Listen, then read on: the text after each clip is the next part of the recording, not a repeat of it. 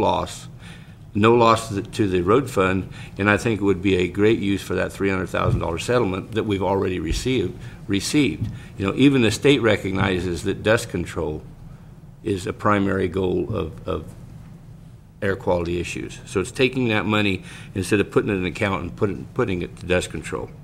Also, we have over a $700,000 general fund contribution in alcohol and drug program. I would propose reducing that general fund contribution by $200,000. I really feel that when it comes to alcohol and drug programs, that we need to concentrate more on our youth and whatnot and getting the programs there. I don't think it makes much difference to go and try to rehabilitate somebody my age that's been a drunk or on drugs for 20, 30 years. So I think that's a reduction of the general fund contribution to the AODP that we can live with. That frees up $1,100,000. I would propose to put $500,000 to the teeter, $200,000 to our water agency of the Scout Lake project, which is an issue that we need to deal with. We created a priority, but no money to do it, so that issue is that. We would reduce what is in the proposed budget, the $200,000 general reserve drawdown. We would eliminate that, and it would leave us another $200,000 for our contingency. So that's over $1 million, and I think it's something that hits all edges. Probably the biggest hit you could argue about would be from the alcohol and drug control program, but I think it's early enough in the year that they can make the adjustments.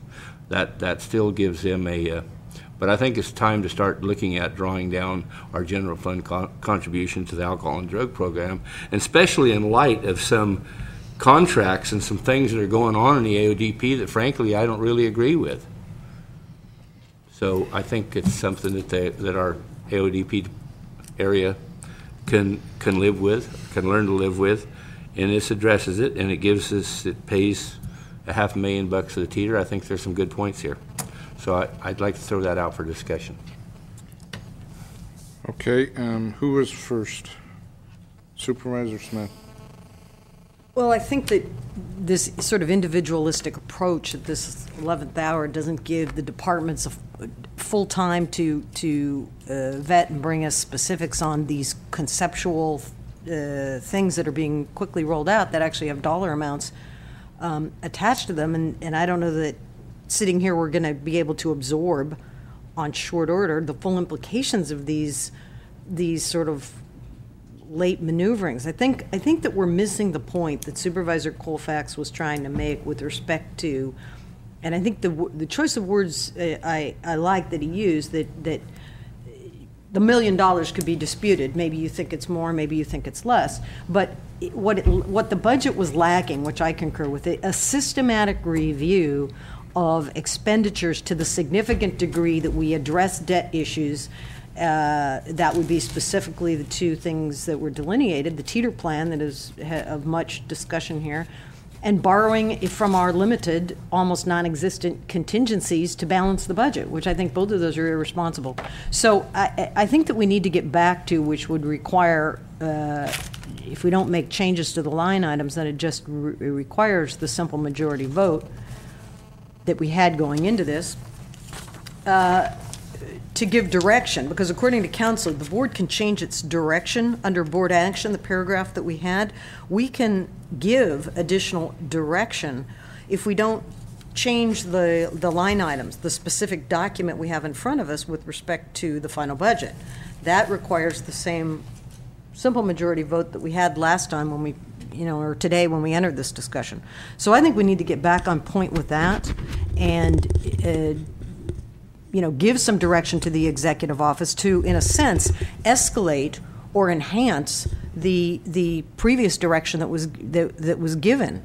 Take it one step further, ask for some more specifics. That can all be reframed. I think that's where Supervisor Colfax was going, and bring that back to us on short order. And as was just pointed out, if there are additional cuts from the state, we have other unexpected fiscal activities or events that are not known to us at this time, we'll have an action plan in place, and we'll have it hopefully in place prior to the beginning of the new calendar year, if not very soon thereafter. So I think that's what we need to look for, short of sort of starting all over. And I think that the actions to sort of maneuver particular things at this point is counterproductive. It's not getting us where we need to go, and it's not dealing with the essential problem, the essence of systematic review with options for cost reductions and enhanced revenues. And I think we need to get there.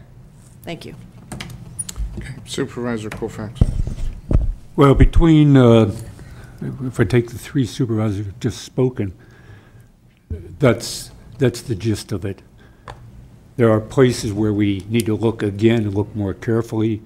There are things that I may or may not agree with or disagree with, but basically, I would suggest here that what we do is this be information. This is a potpourri. There are some things that Supervisor Delbar suggested that I would not support. There are things that Supervisor Pinches suggested that I would not support, but I think they merit an examination. And I'd like to see what would be an impartial review of the pros and cons and best case scenario, worst case scenario, high priority, ranked from best to worst possible option, and generate how much